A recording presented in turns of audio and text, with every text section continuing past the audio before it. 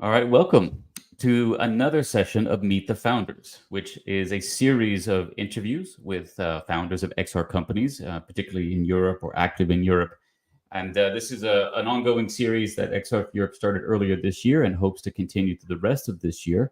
We, at XR Europe, we support founders in a number of different ways with programs, with partners. One such program is Impulse, which is a coordinated effort of many festivals who are supporting content and research and entrepreneurship support programs. Those include VR Days, Immersive Tech Week, and Stereopsia Europe and Laval Virtual. But we also work with startups in programs with partners like Startup Wise Guys and the XR pre-revenue program that began earlier this year and concluded. And this session today is with one of the founders in that program, one of the startups, Xsite. We're here with Shachar Grembek. And Xsite is an exciting platform working in the cultural tourism sector using AR and AI. And we're going to be talking a little bit about what those technologies afford. And of course, his journey, the journey of Xsite. And without further ado, I'd like to thank you very much, Shakar, for joining us. And just kind of started off by telling us what's the journey that you've taken to become the founder of an AR company. And we say AR and AI, but let's focus on AR first because we're XR for Europe. We like that part a little bit more than the rest. Thank you, Michael. Thank you for having me, and it's a pleasure to be at this series. Um, so my background is mostly I came from a technological background. I used to work at companies as in the first 10 years of my career in big corporates, as SAP and others, and in the last 10 years mostly in startups, either executive or founder. And I have a lot of passion for history and heritage. I love going to visit heritage sites and museums. And when I found out, it's very was very hard for me and for people around me to engage in some of those heritage sites, and that brought to my attention the potential of leveraging technology in order to increase the experience in and engagement in those attraction sites, cultural and heritage sites. And that what brought me to this area and see how, with my background of AI and AR, I can help uh, make those sites more engaging.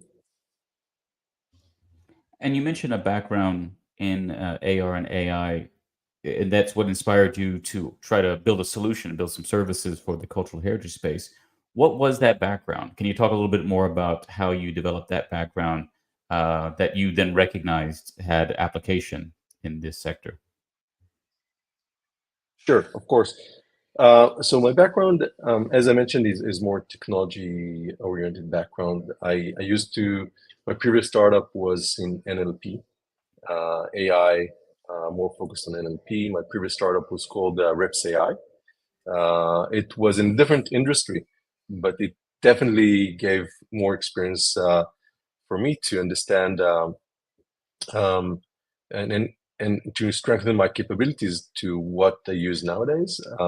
In Reps AI, what we did is we helped call centers around the world, like Marks& and Spencer, EasyJet, to become 30% more efficient, and using our AI engine.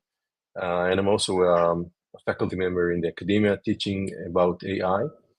And an example, this background helped me to leverage some of these latest technologies as NLP and LLM to see maybe if those technologies can be also be applied for, let's say, personalized tour guides in museums, right? Because if we can have a machine understand what the person is looking for and understand better what's his interest. So maybe we can also leverage this understanding and provide, um, let's say, answers to questions that might have on a tour, either in a tourism site or in a museum. So all those experience and skills that and knowledge that I acquired in my previous startups really helped me to understand how technology can be also applied in this area. Because usually, I would say it feels like this industry of cultural heritage is sometimes a bit behind the other sectors of technology. So I think that this, I mean, there is also a lot of opportunity to apply those technologies and also to create a better experience in those sites.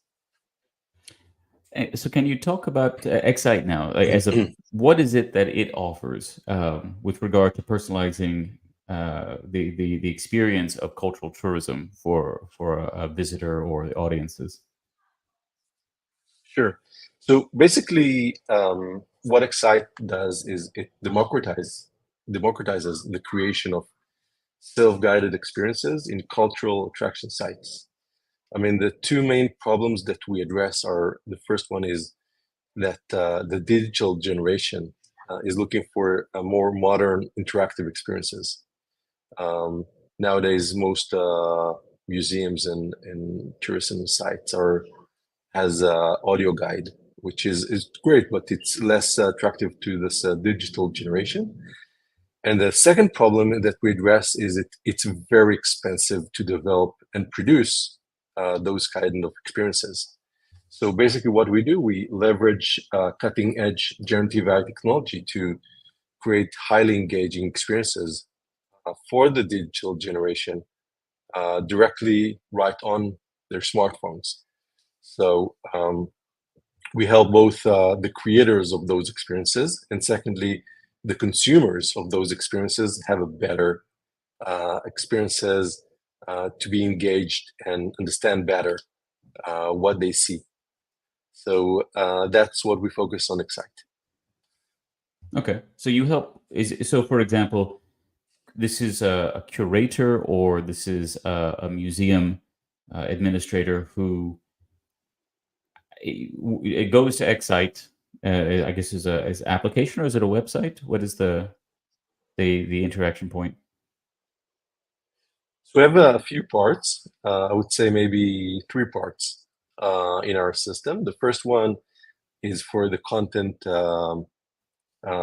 generation, which can be used either by the museum content manager, creator, or also third parties, studios that create those experiences for the museums or for tourist sites, and they can use our system in order to generate content, which can be either visual, textual, 3D, and what type of content that is relevant for this museum. Second, we have a CMS, which is content management system that you can upload any content that you might have generated in a third-party system. And lastly, all of this content is then available to the visitor on the mobile phone, mainly on web mobile, which means that you don't need to download any application because people usually visitors don't like to download applications, so we target web mobile. So whatever you do on our web studio, it's automatically generated on the web mobile for the visitors. And so basically, we leverage a few things that, regardless of ourselves, are currently happening in the market, which is the democratization of content. I mean, if we talk about XR, one of the challenges that we see in the market today is one is the creation of content, which is very costly, right? I mean, creating a 3D models and content is a very expensive production. You need um, a lot of specialists, which is graphic designers, 3D artists, and producers, and a lot of professionals to create this content. So by leveraging generative AI, you can dramatically reduce the creation of the content. The second challenge is hardware, which I mean, headsets are very expensive. So we focus on the visitor mobile phone, which is less costly for our customers. And it's available for the majority of the visitors that have a mobile phone. So that's basically how we address the market. Okay. So, as in terms of the generative AI application for content creation, your is Xsite is providing. I mean, I guess if I'm putting myself in the minds of a museum, I have perhaps some pre-written content that I aggregated over the years that I've had this collection or these this site that I'm in charge of. Um, would I then provide that content, that textual content, or maybe audio content if I previously have had audio guides? I provide that to Xsite in an interface, and then Xsite is what happens. I mean, is that the starting point? Let me ask first. That's the starting point for a museum. Yeah. So we when a customer wants to apply, uh, let's say, customer onboards our platform. So usually they have a story, a list of Mm-hmm. stories or information that they want to address the customers. And so the most easier part is just having this content, textual content available for the visitors, but this is usually not very engaging. I mean, I can share that this market is evolving from, I usually differentiate the market to three phases. One is the audio guide, which is mostly textual that either is on audio. And second generation is something that is more appealing, which is video, Mm-hmm. right? That you have this content on video, which is more engaging. And the last generation is something more interactive, which is more immersive, AR, and you can engage and interact with exhibits or with the stories. You're part of the scene, part of the story. And so what we provide is all these options. Usually we don't recommend just audio guide, which is something that is, I would say, according to the research that we found, is usually has satisfaction of 31%, which is kind of low. Mm-hmm. Though it's very popular, it isn't very relevant for the digital generation. So while the third generation, which is the AR interactive generation, it drives 85%. So what we do on our platform, we provide both tools to take this textual content and generate more visual content. And then also we provide the capabilities to take this text and generate even 3D um, assets, and in which you can place in 3D world in their environment. And and I think that regardless ourselves, I mean, the third generation is basically the AR revolution, which my view of this revolution is that it basically breaks the border between the physical and digital. I mean, currently, when you see all this experiences on your mobile phone, it's less immersive. But looking forward, when we'll have glasses or headsets Mm-hmm. in which we'll walk around on our homes, workplaces, cultural attractions, we'll be able to combine digital content with the physical world in a matter that sometimes you might not differentiate between, which part of what you see is physical and digital, which is, I would say, maybe the holy grail of eventually those types of experiences in which you can recreate a scene from the past and feel like you're back in time. Mm-hmm. So we're currently starting with taking text and making it um, visual and 3D, and both as video, visual, or 3D in AR. But as I see this market going forward and ourselves providing more solutions, so what I see is that we can provide something more that actually recreates and have all this content available.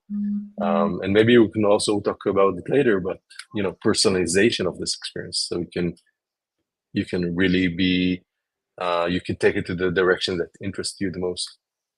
Yeah, I mean, I think that's probably where we're gonna go next in the conversation. I mean, so what you were describing, kind of text, which may have an audio element, and then video. So going from uh, maybe a single sense, reading text or hearing text spoken, to then having it combined with vision and audio and a video, to then having it spatialized. What I also kind of interpreted from that, well, how I categorize that is something that's more informative, something that's perhaps more entertaining, and then something that's more experiential. And that leads into the personalizing of it, because the experience is my experience. Someone else may watch the same video. We may all watch the same video, but when we're in space, there's only one person who can be in a particular space if it's a physical space and it's been augmented with digital assets. So there's something unique inherently about that. And I guess, yeah, talking about personalizing, right? You enable it. Xsite enables the ability to begin personalizing a visitor experience. But tell me about your clients that you've had, clients who've gone down that journey to begin experimenting with that. Are there any kind of examples you can reference about how that challenged the way maybe they tell a story, or they convey and communicate what the site or the heritage that they're responsible for? How does that affect these practitioners, these curators?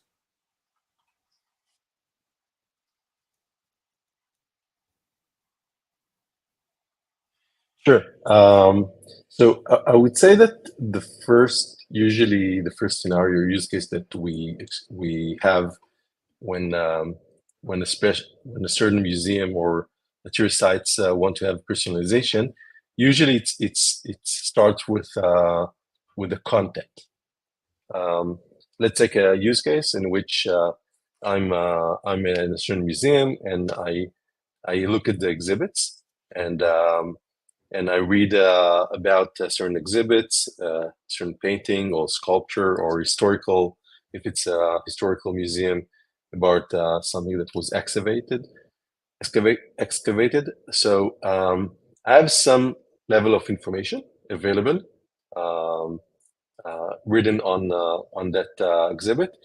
But sometimes it interests me more than the usual, more than the information that I have. So what I do nowadays, I go to and try to find more information about this period in time, this exhibit, and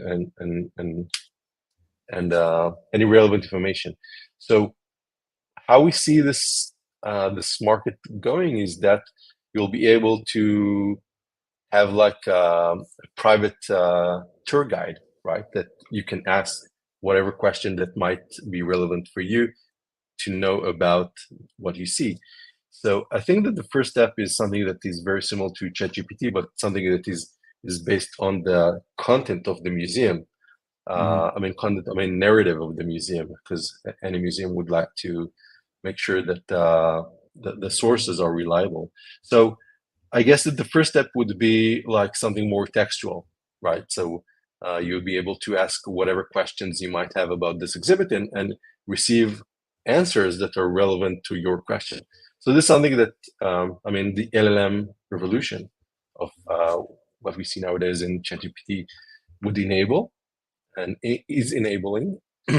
Currently, we're working on a few solutions for customers. I can't reveal at the moment, but that are addressing specifically this use case. Um, I guess that as time goes by, what we'll see more in the market is that those answers would be provided by, let's say, in either 2D um, um, figure, maybe historical, maybe it's the creator of the artist that created this painting. And lastly, I guess it would be something in AR, right? Someone that you see walking around you in AR, which becomes much more immersive, that guides you through in your journey, in your tour in the museum or the site, that can answer those questions. And so this is one of the aspects. I guess the other aspect would be recommendation or navigation, that based on what you asked, it would guide you to the areas or the exhibits that might be more interesting for you. And lastly, I guess it would be something more like a game that would involve AR, not just for the information, but also for games and experiences based on your profile. And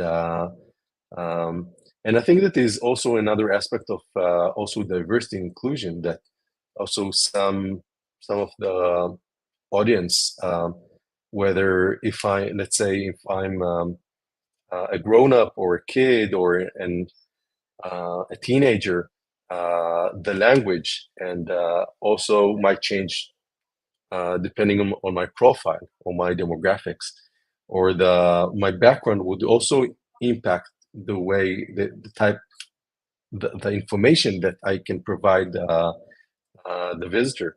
So I see that we're going to this direction in which all those parameters would be taken into consideration when you have a tour guide, when you have a tour in the museum, and instead of having like one dimension. This is the information the museum is providing, which is a curated information, something more flexible, more personalized. So I see we're gradually walking to this direction, um, with the help of the latest AI and AR advances.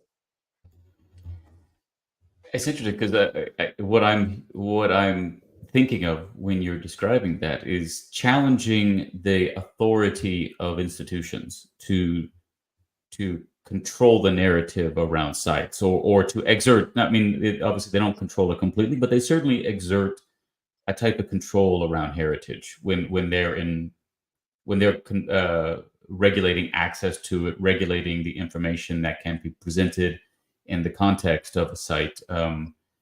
This is in some ways it would be asking authorities to allow for users to contribute more, whether passively because an AI is understanding their interests and understanding their profile and thus accommodating or structuring information accordingly, or allowing audiences to interact and say, well, I know you want me to walk in this path because you believe that this sequence of experiences is going to help me understand what you want me to understand, but I'm going to go the opposite direction through this guided tour because I choose to make that decision.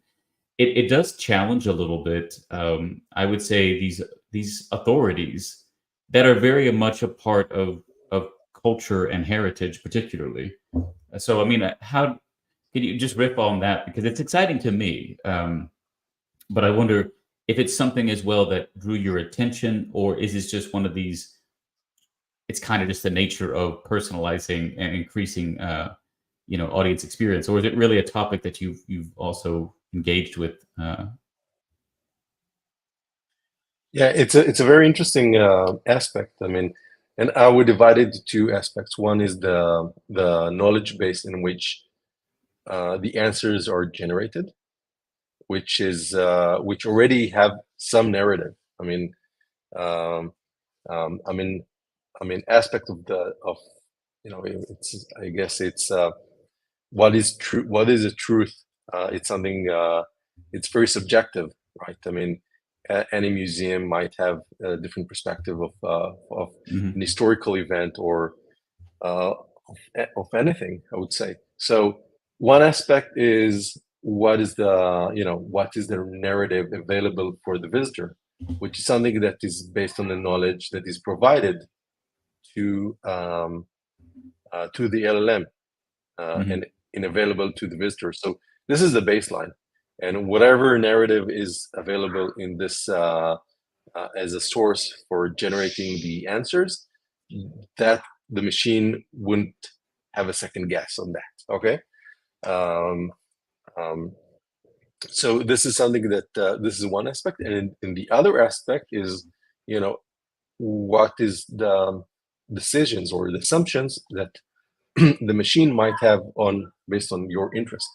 So this is a different aspect in which the machine might go wrong, right? And then it may adjust. Let's say if the machine says, okay, I think that these exhibits might interest you, and then you say, oh, it doesn't interest me, I'm going to this direction, then Mhm. it would adjust, I guess, accordingly to based on its assumptions. Um, it would change its assumption based on the new information that comes as an input to the machine. So, but I guess one of the interesting questions, is what is a narrative, which is something that you might you might see as theoretical, because any museum has a narrative in which they believe in. Uh, Mhm. Maybe it's not just one narrative. It really depends on the curator or the museum. But it's yeah, I guess it's a big ethical, theoretical, if whether to provide a few types of narratives or provide some more complicated. I would say not complicated, but more. Complex or Um, holistic or something, maybe, right? yeah, right, exactly. Yeah. But definitely, it's something to acknowledge. Are there any I guess as you're democratizing, we've just been talking about like museums, but are there entities that aren't museums, entities that maybe people don't think of as cultural heritage owners or stakeholders or contributors that you think Excite opens up the possibility that they could be recognized as a storyteller, as a curator of heritage? People who, entities who Yeah, aren't definitely. museums, but may, yeah, go ahead. Sure. Um, I mean, the solution that we're building is relevant for a few types of customers. One is, of course, museums. Second are heritage sites, which can be either under some national organization or municipality that have heritage sites in their region. And third is tourist operators, have uh, which have tour guides that they have groups of tourists or individuals that travel in a certain city or location, and they're curious of what they see. I mean, I've been a few times in certain locations in which I travel the city, and I felt that there is a lot of stories to tell about this location, but I traveled by myself because, I mean, private tour guide is something that can really expand the experience in a certain city to tell the stories, but sometimes it's a bit expensive to use it all the time. So what we provide is a hybrid, I would say, solution that you can in certain locations have a private tour guide, but on other locations have um, our solution that the tour operator um, can facilitate to their visitors and provide the ability to ask whatever question they might have or experiences about certain areas on the tour. And so by providing, let's say, a system in which they can just provide the content on the points of interest, and then the visitor can ask whatever question they would like to have and see visual recreations of historic figures or any other figure that is relevant to this tour. It becomes a totally different experience rather than just hearing like a professor tell Mhm. a very long story about a certain location, but something that is more appealing for the modern visitors, which is a bit shorter and more visual, and it's a different medium, I would say. Yeah. I wasn't thinking about municipalities, but after you said that, I'm thinking, wow, actually, maybe that might be even an ideal client for this type of solution, because you think about the diversity of content that a municipality has, you know, unlimited almost in some sense. The only limit is how much perhaps has been documented, and how much they have obviously kind of curated and put that content in a place that can lead to training, an algorithm that would provide a good, consistent audience experience. But you're based in is Tel Aviv. I was based in Istanbul before, and I'm thinking again, just cities with just layers and layers and layers. There's no limit to how many stories could be told from a municipal perspective, versus like a museum has, as you mentioned, museums have a narrative that they believe in, or should, we hope. Yeah, they have a little bit of some type of focus, but almost thinking a tour company, yes, exactly, because a tour company is almost like an advocate for a municipality, is an advocate for a region, um, and maybe the region itself as well, could be the contributor, the owner of a really large scale experience. Yeah, definitely. I think that also municipalities where it has a very diverse visitors. Population that is coming to the city. If you that that if you take, for example, Jerusalem. Visitors can be from so many backgrounds: Christian, Muslim, Jewish, um, and also from different cities, or from around the world. So these can be really impact what interests them about the narrative or the story. They're more engaged in certain aspect. So I think that it's also a lot of potential for the city, instead of having like one dimensional aspect of what the narrative that they provide. They can definitely have more flexibility, and something that is, I would say, more, again, personalized. It doesn't have to be, Mhm. specific for a certain person, but um, for a certain type of audience that come from a different background, and also might need a little bit of background information. As a local, you might need, I would say, some of the common knowledge. You might not need the machine to provide, because you already you have some sense of the background.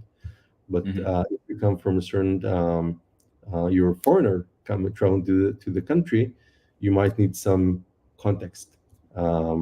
And so there is a lot of potential, rather than having like a certain narrative, right? This is the information that we have for every point of interest. It becomes much more interesting. And so, yeah, it's a lot of potential for municipalities to also be part of this revolution of Mhm. of content generating revolution. And I think, municipalities, many of the places we're thinking of are democratic institutions. So in some sense, compared to a museum, which is usually not a democratic entity, it's a foundation with a clear hierarchy and structure in these things.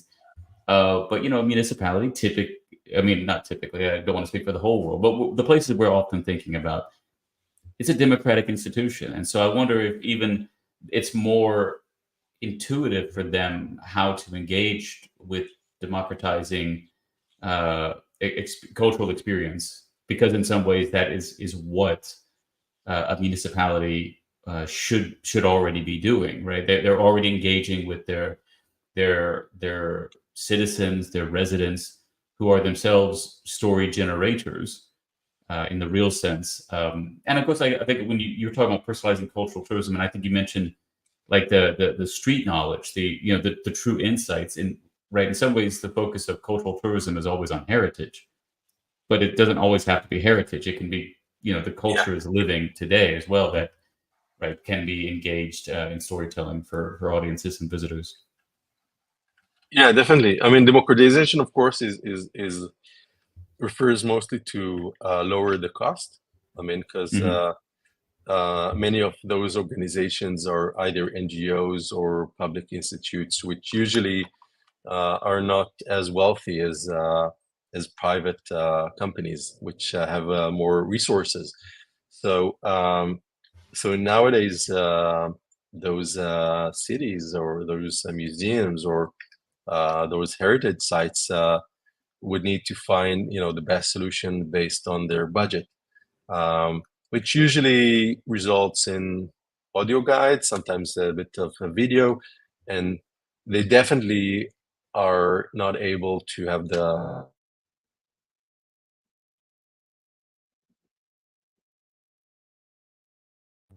I think we lost your audio for a moment. Yeah, sorry, Okay, I okay, apologize. So what I mean by democratizing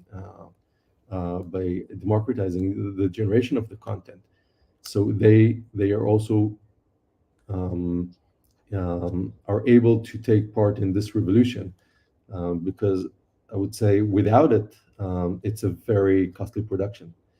And to address what you mentioned is that you can also have some part of the knowledge base, some of the local insights. I would say maybe you can also include also um, stories from the people, from the residents of the city, and so you can have a very rich source of information that is available for everyone.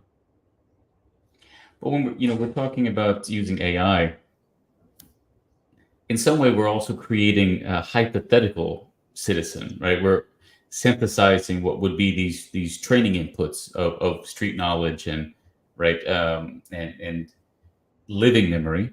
We're almost we're synthesizing it into a hypothetical citizen, even if it's 100% accurate, in the synthesized form, it's still a representation rather than, in some sense, it's a documentation of a human memory. Now we're talking about representing human memory and or the human experience, human knowledge. And I mean, I guess maybe just we're kind of getting to the latter part of the interview. And working with AI in this sense, how do you think it should affect the way audiences engage with this type of content? Being aware that previously maybe I heard a human record this audio. Previously, this video was a perhaps was a documentary of this person at a moment in time that is gone now, but this is the documentation versus AI, a little bit more like a reenactment, and again, not exactly a reenactment, but something other than documentation. How what do you think about how people should approach AI content in this space? Wow, it's a great question. I mean, I guess that it's a very interesting. I mean, on the one end, the fact that we have a lot of digitization of videos and photos, and as time goes by, we have more information about the environments, right? I mean, so we have more sources of information that having all those sources um, can provide a very interesting aspect, or more to synthesize a lot of different aspects and provide a more, I would say, complicated perspective of the truth. Because if you look back on Roman times, so you have a few sources, or in the ancient Hmm. times you have a few sources, and now this is the truth because it's the only source. And the fact that we're recording a lot of digital information, photos, videos, text, and so I think it would generate something that's very interesting. Um, I'm not sure that I can predict what is this potential, but I guess it can provide a more interesting aspect of the truth of the story, because eventually people like to hear stories, right? Mhm. interesting stories about what happened in this exact location that I'm currently visiting, um, and maybe also looking on more of a different aspect. It would provide some perspective that the truth is something that is more flexible, right? Because it's Mhm. Mhm. one of us has a subjective a subjective experience. So you can see that instead of having like only one narrative or one aspect of the truth, that you can see a few perspectives, which I think it's very important for all of us, right? To understand that reality is very complex. So maybe this is the direction. I can't Yeah. predict No. exactly, but it can really, the fact that we're recording, registering a lot of information can provide maybe also other aspects that we cannot see today that we can create in the future. Well, it I makes don't, me I'm not think sure of. if that was the question, but it sounds like No, I'm no, but it leads into something I think quite rich, but also very accurate. So I'm thinking of great works of fiction that encapsulate a time and a place. They are totally works of fiction, but they tell you so much about the culture of that time and place where the author was writing in, was informed by, and was responding to. And despite that work, you know, being fictional, it does not diminish its cultural relevance, its contributions to heritage. But it is so. You could almost say it's a truthful fiction, and perhaps that also would provide us a kind of a reference point for audiences when we're engaging with generative AI that's informed by what we would consider to be objective facts per se, in the best case scenario, but it's synthesizing and providing it to us in a way that we should always remember this isn't factual in an objective sense, but that doesn't mean that it's not truthful. But the truthfulness is akin to truthful fiction. And to your point, letting us always be aware that there's nuance, there's ambiguity, that this is not a black and white truth that I could go fight for. This is a truth that I need to consider and respect that I shouldn't be 100% confident in its detailed accuracy. There's something for me to process and to digest if I'm going to get any informational sustenance from this experience. Yeah, I think that nowadays you can use ChatGPT as a devil's advocate, right? You can say, okay, this is what I believe in, and this is Hmm. and and then it can play a different perspective and saying, okay, uh, as a subjective person, you have blind spots about how you view the story or this realities, and so maybe also it can also play this devil's advocate about this certain narrative and say, okay, from your perspective, it might have seen this good, bad, but leveraging this power of AI and trying to find also other aspects that are important. And Hmm. here we're going to a certain direction of of the truth, which can make things more, I would say, interesting, potentially, and so you might see a certain artifact or a painting and have the official narrative of Yeah. that museum, of that tourist company, and it might also provide different aspects that it's not just the right thing to do, but also it's something that would be interesting for the visitor to to have a second opinion or a third opinion about something. So I think that education-wise, it's also important. I mean, nowadays we're talking about social media, which sometimes is perceived as something that is very either this or that. So it can really be used to provide a more holistic view of what might be um, the story behind this very simple artifact. Yeah, I mean, I'm thinking, so to tying it back to the personalizing objective here, in some ways, if for me, if something is personalized for me, I have a sense of ownership or responsibility for then what it is. It was made for me. It reflects something about me. So if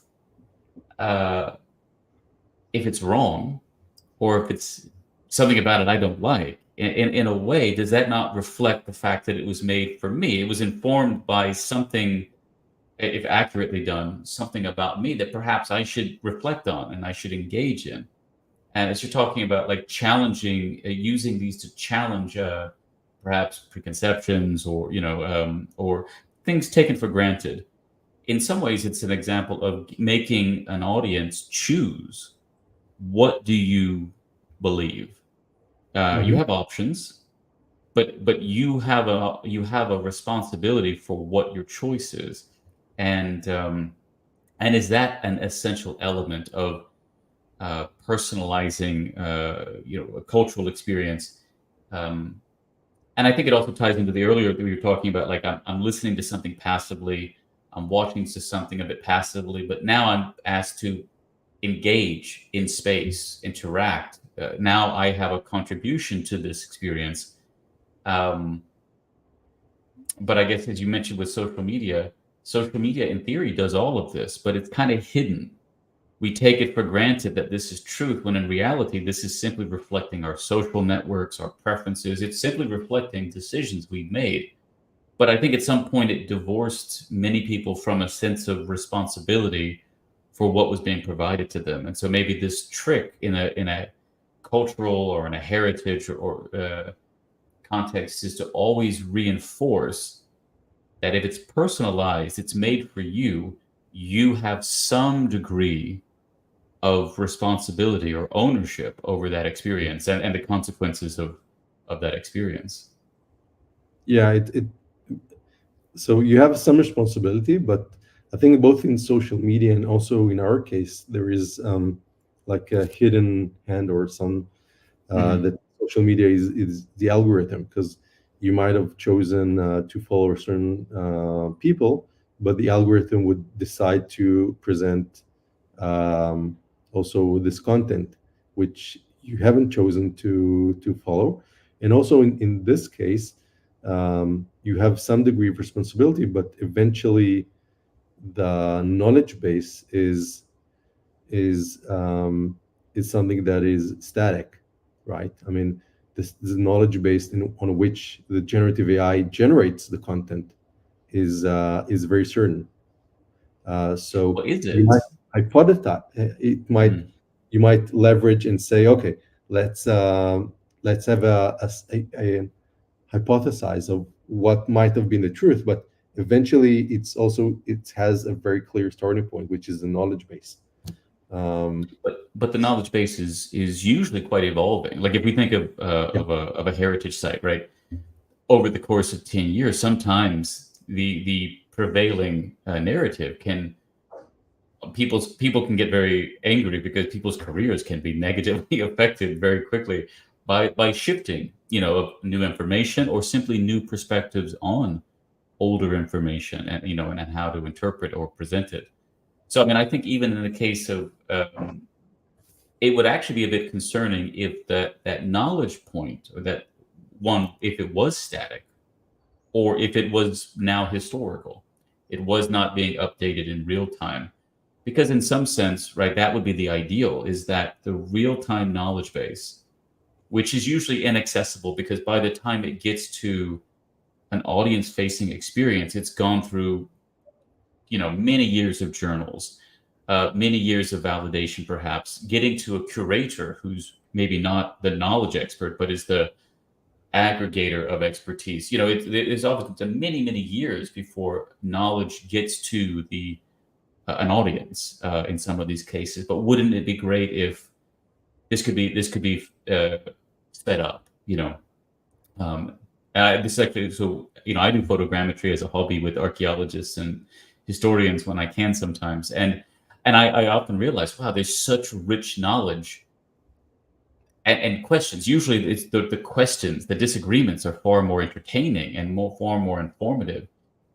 But that doesn't, it's going to be a long time before that ever gets to uh, an audience experience on a site or in a museum. Because, as you said, it's expensive. You got to make new plaques. You got to write, new. All this new content has to be written and approved, performed, printed into some type of, uh, secure and persistent medium, and then placed on the sites or placed. It gets really complicated. So anyway, I would love if I think the idea would be if that knowledge base wasn't even seen as so secure, but was really quite evolving along with the audiences. But again, that what we're talking about is that same concern that you had is that yeah, but then where's the confidence level for the audience if that knowledge base is different today than it was yesterday? I was just here and just had an experience that was different. Yeah, I guess that it's there's a trade-off between um, what is the source of a curated source of knowledge base Mhm.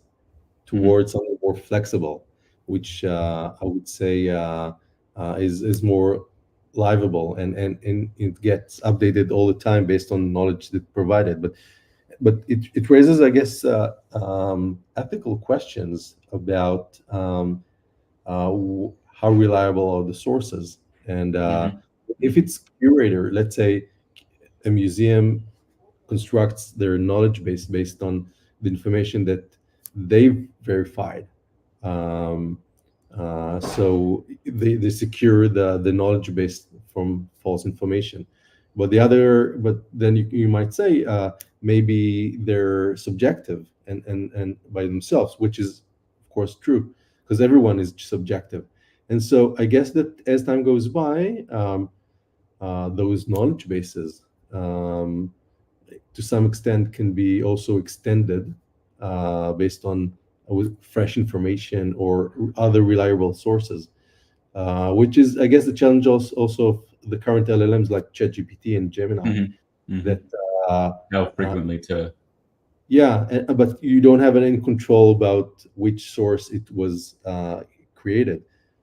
So yeah, it's I would say it's one of the questions that would emerge and already discussed by all of us about what is the uh, what is the source of those knowledge base and how reliable are they, because we gradually more and more use them, and we take it as a truth. yeah. I mean, these are age-old questions that are simply just taking new form in a new medium, which you and Excite are helping to build and to reach new people to be crafting these stories, new people to be encountering these problems, basically. So you're making the world perhaps a better place and more engaging place by introducing more people to these fundamental problems. What is the truth, and how often do you update it, and how do you make it available in a way that audiences can really benefit from and can enjoy. Um, so we're very close to time, so I want to wrap up on perhaps that final point. But so if if someone wants to reach out, someone's an institution or a municipality or someone with a really great story to tell, how do they best engage? They go to Excite, your website. Is that how? And then do they sign up? Do they reach out? What's the process? Yeah, so there. So our website is Xsite, which is xsite.com, and we have a form that they can fill, and we'll be more than happy to contact them back and contact you back and share all the possibilities that we can offer. And again, just to uh, wrap up. So basically, we're here to take all the latest technology, visual, textual knowledge, and bring it to the heritage and cultural industry to make those stories more engaging and bring back the digital generation to those sites to hear those stories, because I guess it's very important. I have two small kids, and I just love them getting out of their screens, the games that they play, to learn about history, education, art, which I find very important. Yeah, well, I think we all do, and it's digital, right? It's a digital generation who's looking for this type of experience to be in this digital format that they're accustomed to, and they're oriented toward digital in the physical space. So Yes, we believe that excellent. the All right. physical space is there, and by providing more layers, it can become much more interesting. We believe in in bringing those stories to the exact location that they occurred. Great. Well, thank you very much, Shachar, for spending this whole time with us, telling us about Xsite, and then in indulging in some more theoretical conversations about where this is going for us as a society and for the cultural and heritage sectors. So thank you very much again, and everyone who watched us live or is watching this after the fact. Thank you very much for joining us, and catch us next time when we again meet with another founder in the XR space in Europe. Thank you very much for having me.